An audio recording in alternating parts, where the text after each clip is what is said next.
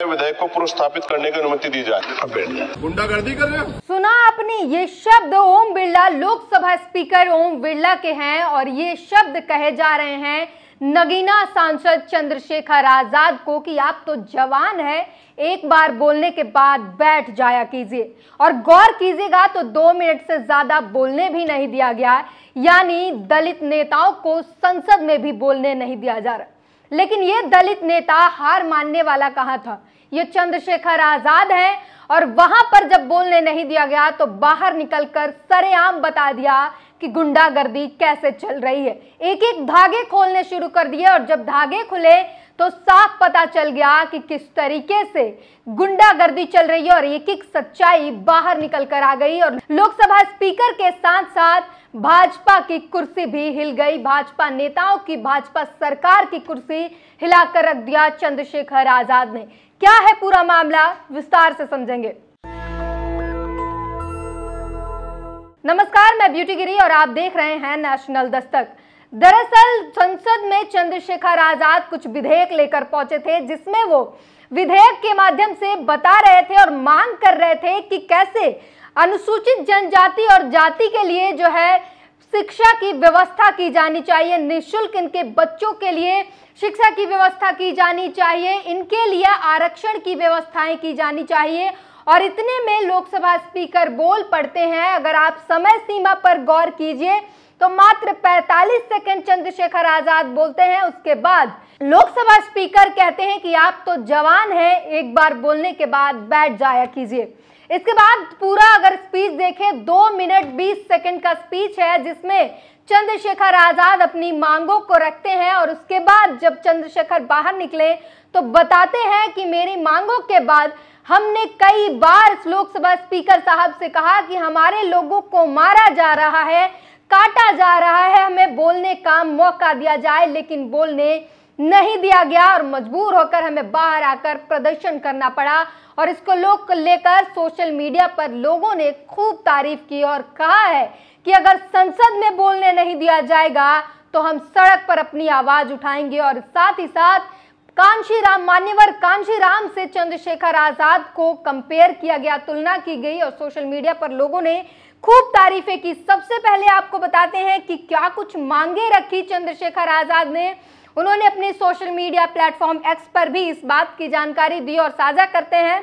आज मैंने लोकसभा में 3 निम्नलिखित गैर सरकारी विधेयक पेश किए।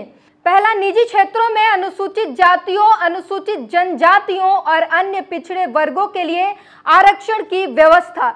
अनुसूचित जातियों तथा अनुसूचित जनजातियों के बच्चों के लिए आवासीय स्कूल। देश के में सभी बालकों को उच्च एवं माध्यमिक स्तर तक निःशुल्क शिक्षा प्रदान करने वाले विद्यालयों की स्थापना की जाए। ये 3 मांगे जो विधेयक उन्होंने पेश किया और 3 मांगे जो है चंद्रशेखर आजाद ने रखे और उसके बाद उन्हें बोल दिया गया कि अब आप जो है बैठ जाइए, आप तो जवान हैं, आपके कमर में कोई समस्या नहीं है, आप एक बार बोलने के बाद बैठ जाया कीजिए। ये 2 मिनट का वक्त रहा जो चंद्रशेखर को दिए गए और एक बार आप फिर से गौर कीजिए तमाम सांसदों के भाषण पर तो कम से कम 8, 9, 10, 15, 20 मिनट तक दिए गए हैं कई लोगों को, लेकिन चंद्रशेखर का भाषण मात्र 2 मिनट में निपटा दिया गया। उन्हें 2 मिनट बोलने का मौका दिया गया और उसके बाद उन्हें बोलने नहीं दिया गया, जिसके बाद चंद्रशेखर बाहर आए और उन्होंने क्या कुछ कहा, एक बार आप वीडियो देख लीजिए।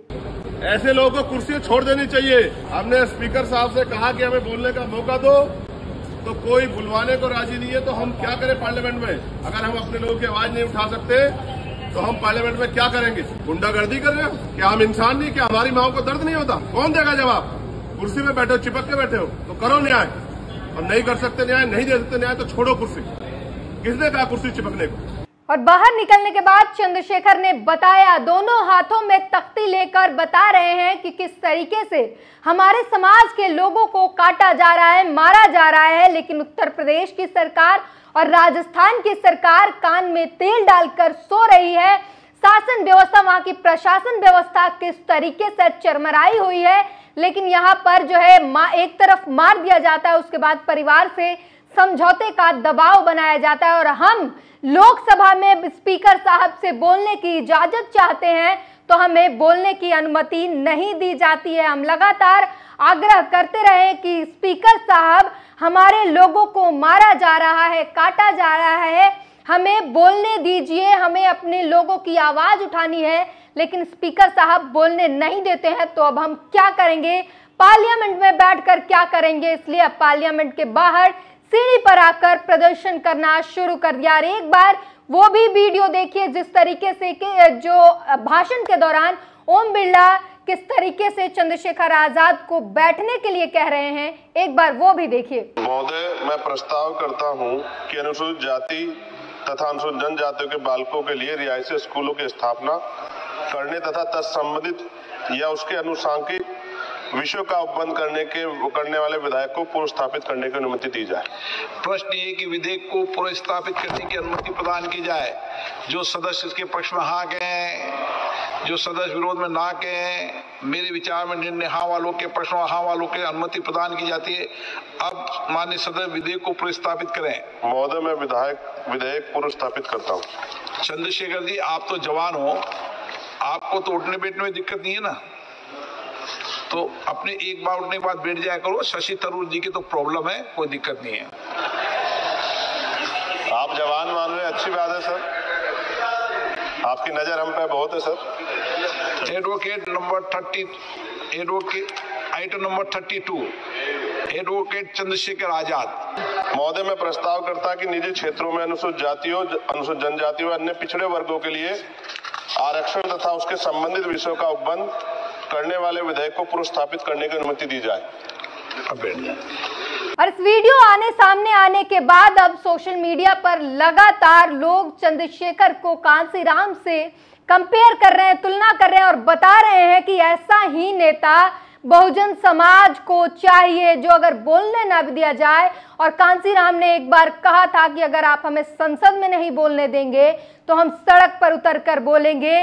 और चंद्रशेखर आजाद ने जो कस्में खाई थी वो कस्में निभा रहे हैं। उनकी बोलती बंद कराना इतना आसान नहीं है। अगर उन्हें बोलने से मना किया जाता है वो तो सड़क पर आकर हाथों में तख्ती लेकर प्रोटेस्ट करेंगे और बताएंगे दुनिया को कि उनके समाज के साथ क्या क्या कुछ किया जा रहा है। और साफ साफ कह रहे हैं प्रधानमंत्री को कि अगर हम जिंदा ही नहीं रहेंगे तो आपकी योजनाओं का क्या करेंगे। विशाल कुमार ऑफिशियल लिखते हैं, चंद्रशेखर आजाद की यह तस्वीर देखकर मान्यवर कांसीराम जी की एक बात याद आई, आओ बताता हूं। कांसीराम जी को संसद में बोलने से रोका गया था, तब उन्होंने कहा था आप हमें बोलने नहीं देंगे तो हम अपनी आवाज सड़कों पर बुलंद करेंगे। हम यहाँ अपने हक और सम्मान की लड़ाई लड़ने आए हैं और इस लड़ाई को हम हर हाल में जारी रखेंगे।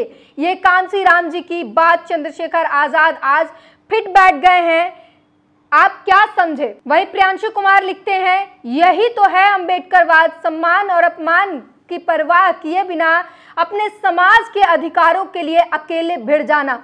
धन्यवाद भीम आर्मी चीफ चंद्रशेखर आजाद जी, सदन के अंदर व बाहर इतनी बेबाकी से समाज के हक, अधिकारों व अन्याय के खिलाफ आवाज उठाने के लिए। वहीं एक और यूजर ने लिखा है, हमने स्पीकर से समय मांगा लेकिन उन्होंने नहीं दिया। अगर हमें दलित उत्पीड़न पर बोलने की इजाजत नहीं है तो हम संसद में क्या करेंगे। कुर्सी पर बैठे हो तो न्याय करो, अगर नहीं दे सकते तो छोड़ दो कुर्सी। सांसद चंद्रशेखर आजाद, न्याय मिलना ही चाहिए।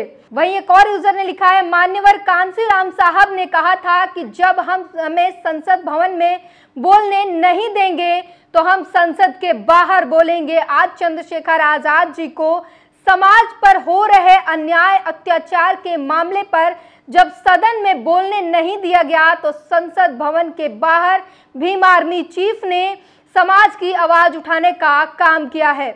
वहीं दलित टाइम्स ने लिखा, मांग की क्या जरूरत, आपकी सरकार है, दे दो।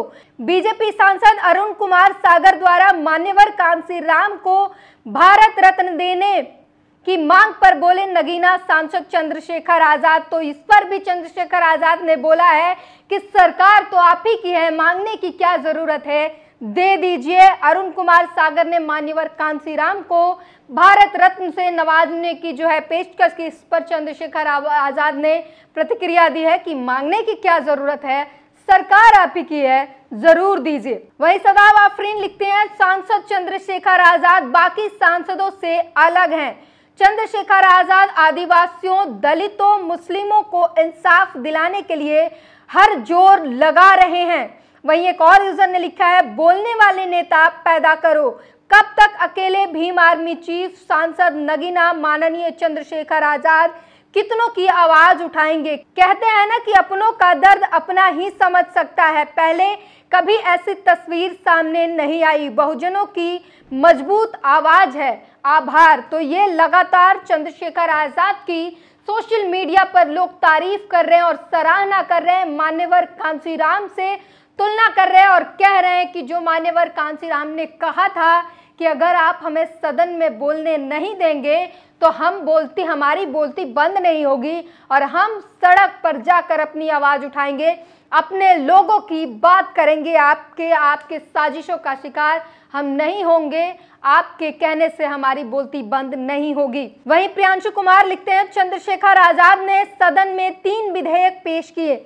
निजी क्षेत्रों में SC ST OBC के लिए आरक्षण की व्यवस्था, अनुसूचित जाति जनजाति के बच्चों के लिए आवासीय स्कूल, देश के सभी छात्रों को उच्च एवं माध्यमिक स्तर तक निःशुल्क शिक्षा के लिए विद्यालयों की स्थापना की जाए। वहीं जैकी यादव लिखते हैं, चंद्रशेखर आजाद जिस अंदाज में दलितों और आदिवासियों की आवाज उठा रहे हैं, ये बेहद ही सराहनीय है। वह संसद भवन में ऐसी तख्तियां लेकर बात कर रहे हैं कि किस तरह से आज भी इस देश में दलितों और आदिवासियों पर अत्याचार हो रहा है। चंद्रशेखर आजाद जो लड़ाई लड़ रहे हैं, यह केवल वो ही लड़ सकते हैं क्योंकि वह स्वतंत्र हैं और दलित और वंचित समाज की आवाज है। इस देश में दलितों और आदिवासियों की हालत तब तक नहीं सुधर सकती जब तक उनकी ही कम्युनिटी से कोई बड़ा नेता निकलकर राष्ट्रीय स्तर पर काम न करे।